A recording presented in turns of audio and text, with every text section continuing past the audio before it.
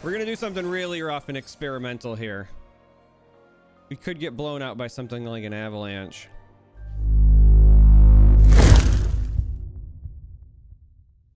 For today's video, we are continuing my trend this week of playing meta decks. These are decks that you can use and be successful on the ladder. Quick housekeeping stuff as usual. If you just want to see the games, you can use time tags and jump to them. If you're new, consider subscribing. And I also need to apologize. Yes, it's Nasus Thresh. You've seen the deck probably a ton of times before. It was rampant in the seasonal tournament that just passed, but even after the nerfs, even after the adjustments, the deck is still really strong and you can be very successful climbing the ladder with it. So I thought I would share the version that I use when I am trying to climb. Now I say when I am trying to climb because, again, the entire point of this series of me doing it this week was to remind myself that I needed to quit procrastinating and actually focus on climbing. And then every time I do, you know, I get on a good streak, I win some games, I gain some LP, and then like Mono Shurima starts calling me and I go right back down because I just love playing objectively bad decks. It's kind of an epidemic for me. But we're going to go through again my current version of Nasus Thresh, and not a lot has changed. So if you're familiar with the deck, then great. It's going to be very easy to get yourself up and running here. I'm still running 3 Ravenous Butcher, 3 Bakai Reaper. This is basically your best starter. I'm down to 2 Dune Keeper, and I'll get to that in a moment. I do still think that you want to try to find 1-drops if at all possible. I think Reaper is the better one. If you're attacking on odds, Dune Keeper can give you that nice explosive start. But for the most part, as weird as it sounds, Dune Keeper is not as important as Reaper. This is like one of the very few instances where Dune Keeper isn't your best 1-drop when you're running Dune Keeper. In the 2s, I'm still running 3 copies of both Cursed Keeper and Fading Icon, just because you need feeder units on 2 to set up your powerful turn 3 plays traditionally, or depending on your opener, sometimes those quote-unquote feeder units on 2 just give you really explosive starts. So ideal starts, especially when you're attacking on evens, is something like Reaper on 1 into Cursed Keeper on 2 with a Butcher eating the Keeper, and then suddenly you're swinging for a whole bunch of damage. Now, again, if you're on odds, Reaper on 1 into something like Keeper on 2 leads you into Blighted Caretaker on 3.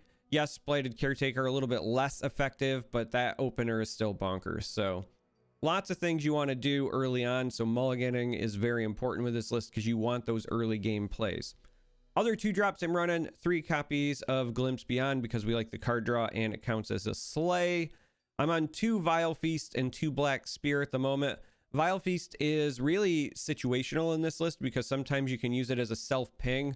For example, if you draw your Cursed Keepers and none of your activators, so you don't have a Butcher, you don't have a Caretaker, sometimes a Vile Feast on your own unit can be a big deal.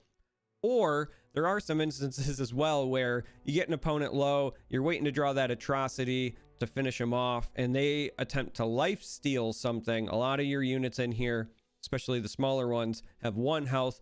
So just Vile Feast your own unit and deny the life steal. That works as well. Black Spear, this is your kind of removal of choice in this list when you are not purposefully challenging units.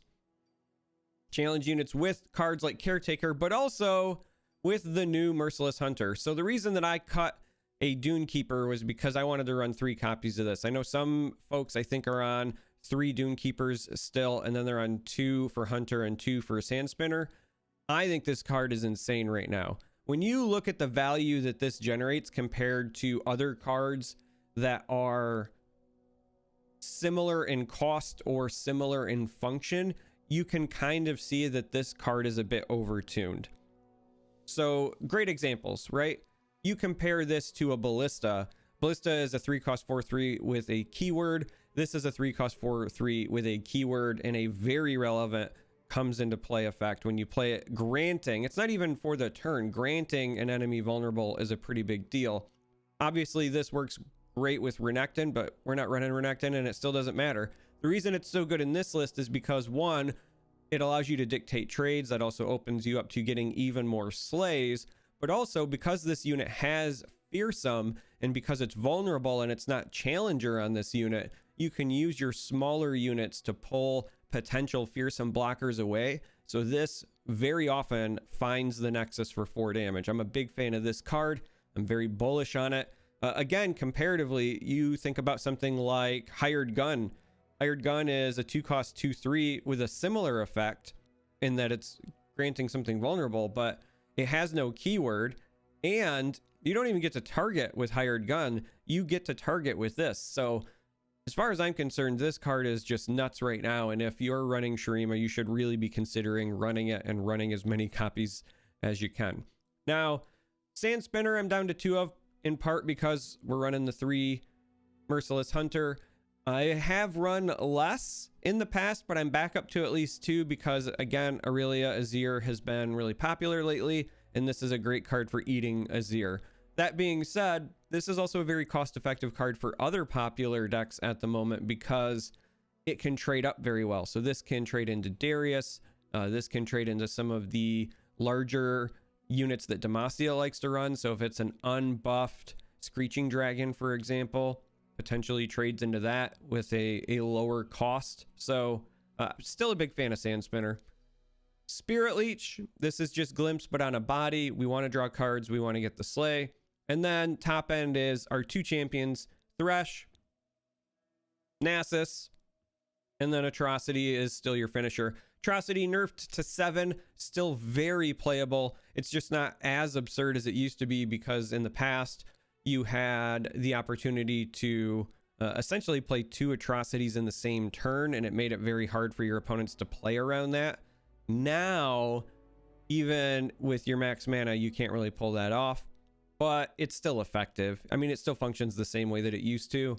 At 7, it's still not necessarily a death knell as well, because if you do go the distance to a really late game, you can still play a Nasus and an Atrocity in the same turn. You can still have access to the full 13. It's just you can't double Atrocity anymore, but it's not that big of a deal. So anyway, the deck is still really, really good. One of the best decks on the ladder. I think people have realized that and caught on because I said, I believe in yesterday's video, and if I didn't say it, I was certainly thinking it. The past couple of days, I've seen Azir and Aurelia start to wane in popularity, and Nasus Thresh has been kind of skyrocketing. I think we're going back to the point where last season there was a time when Nasus Thresh was very popular, and then you saw a lot of like Demacia Targan trying to counter that, and that's been my ladder experience the past couple of days. So with that being said, this is the deck. Deck code will be in the video description, link to Mobalytics in the video description, and we are just going to go play some games. Looks like we're going to be going up against Deep right off the bat, and this is, well, this is rather interesting because Deep was kind of the darling of the last seasonal event in the finals, and then it's disappeared with all the aggro on the ladder. I have not run into it much at all this season. Contemplating keeping the Hunter, but I think it all goes back because we really want to find 1-drops. With us attacking on odds, I think it's all the more important that we find something to open with. And so we're going to go ahead and start with the Reaper. Oh, looks like they're running Bone Skewer. One of the new tech choices that you can include in Deep, because it means you get to play those Deep units again, and we get a second Reaper, but still nothing to help us with our triggers. So ideally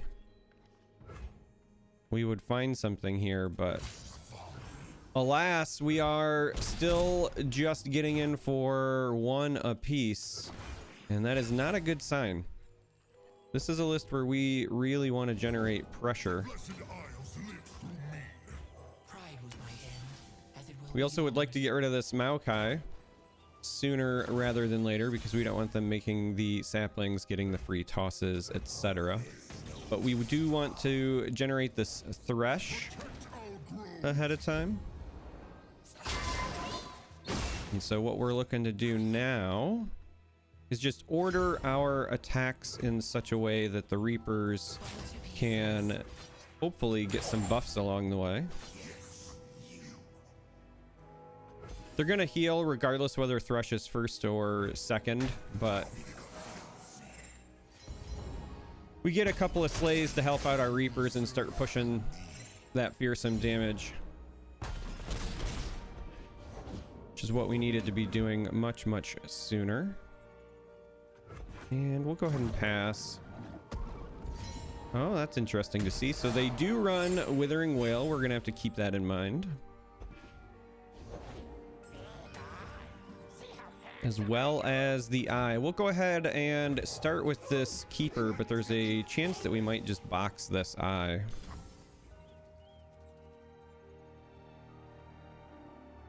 Gets them that much closer to deep, and the reality is we're not doing anything else with our mana this round. The only reason you would want to consider keeping this is if you wanted a backup Thresh, but if this one doesn't level, we're just kind of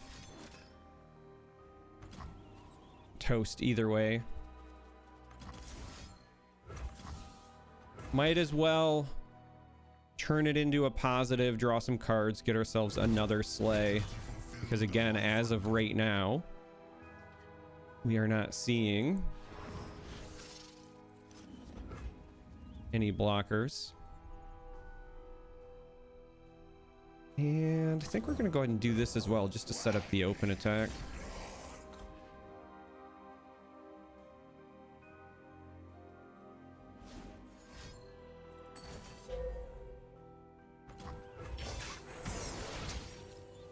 Now that's interesting because we know that they were top decking an eye. So this tells me that they very well could be trying to set up like a Withering Wail or a second Vile Feast.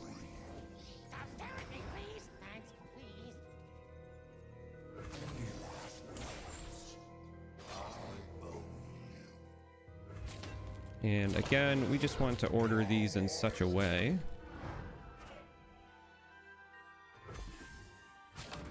that if blocks occur, and we expect blocks to occur, that the Reapers get some buffs. We're going to wait and see if this is hit by yet another Vile Feast or not.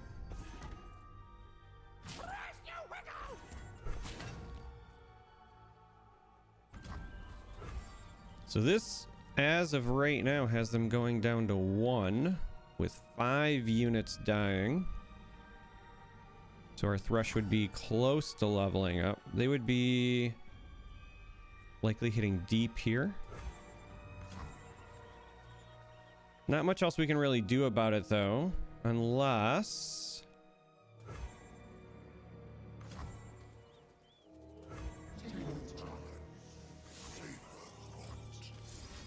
we do something like this. Since this is going to end up dying anyway because of the way the chain of events work, this unit gains deep, so this would give us the slay. We would get the benefits of the bonus there, and so that's a victory. We're gonna go play another game. Now we might have quite the slugfest on our hands here. This is likely the countdown version of Lissandra because we see it with the Shurima pairing. We want to keep this Reaper, but the rest is questionable in this matchup.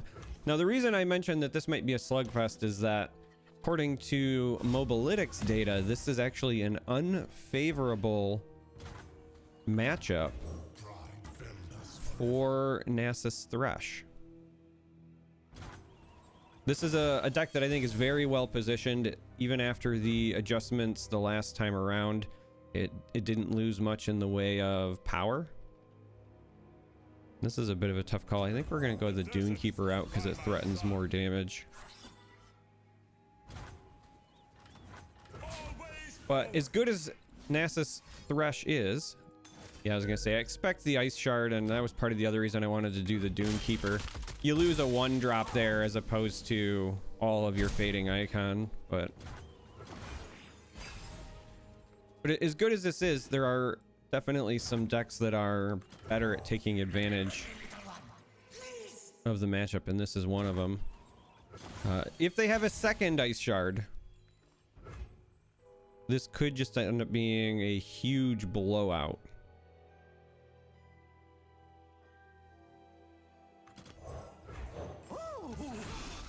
But I think we're gonna go for it. All right, Moment of truth. That damage is important because that makes Atrocity a bit more palatable for us later.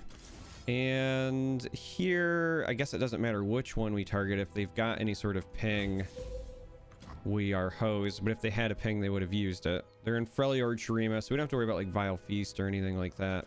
But since our units are just going to turn around and die to the ravine anyway, we might as well get ourselves not only a slay, but some cards out of this as well. Because our Nasus is a bit low, and I think that's a big part of why this matchup isn't necessarily favored. I think we still play the Thresher. You really struggle to get your Nasus up and running. On top of the fact that they can just speed out 8/8s, and this is not a deck designed for removing 8/8s.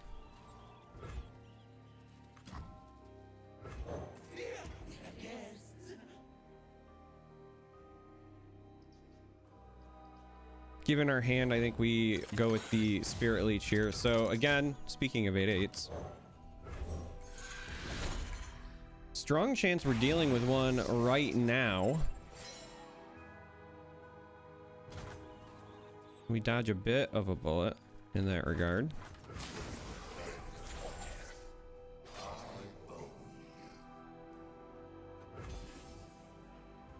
With this, if they had another advance, we could have just been in really dire straits.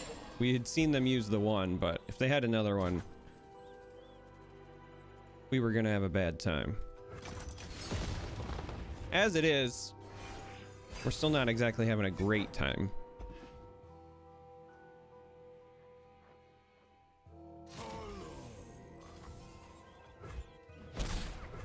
So what we want to do now is just give ourselves the best opportunity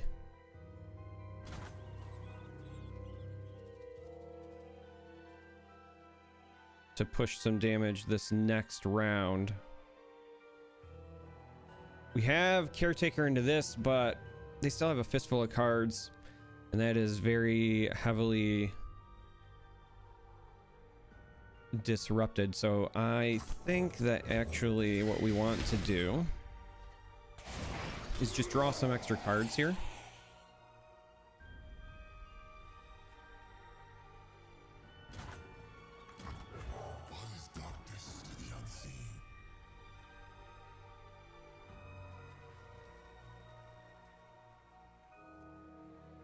Our Thresh is at 3 of 6.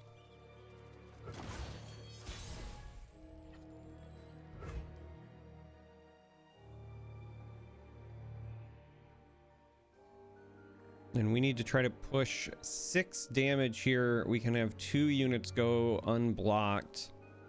It's just not enough to cut it at the moment.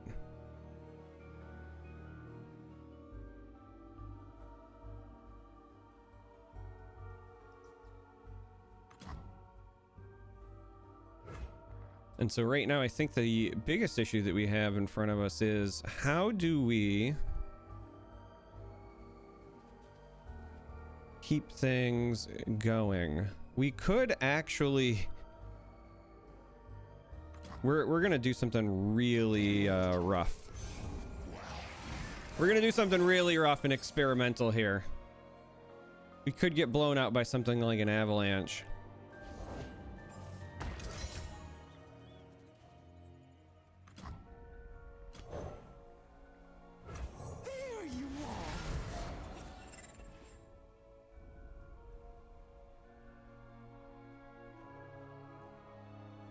Our Thresh at the moment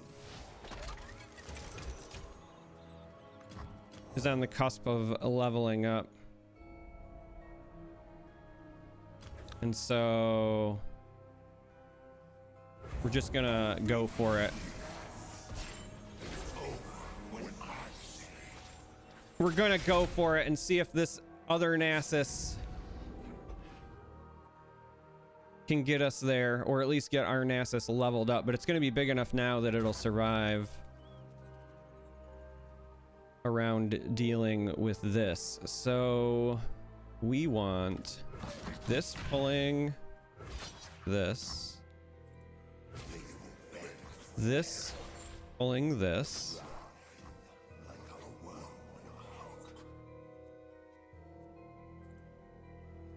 So we want it like this.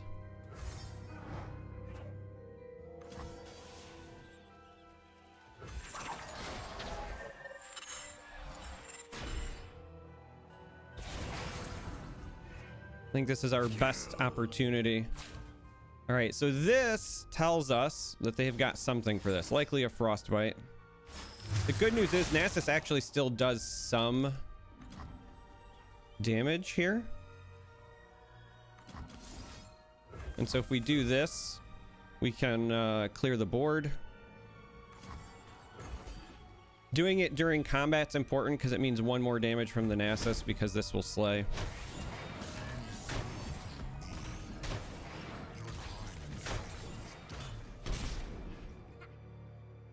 And so that was dangerous. We don't know what their list is running. I know many of these do not run Avalanche at the moment, but on the off chance they did, that was super dangerous. I just didn't really see ourselves having a great opportunity to present lethal or deal with that board with us being at 9 health unless we went for the big play. Like, this was unabashedly just kind of swinging for the fences.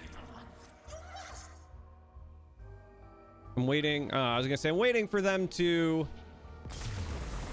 make that go smaller, but that's it. That's 2 wins. So Nasus Thresh, you know the deck. If you made it this far, I appreciate you. Thank you for watching, as always. Eventually I'm gonna stop playing memes. I keep saying, like, the entire point of me doing this video series this week was so that I would start climbing, and then the minute I stop recording, I go back to playing memes. So eventually here, we're gonna see some results. Maybe this weekend. I don't know. But anyway, like I was saying, if you made it this far, I appreciate you. Thank you for watching, and until next time, may you walk on warm sands.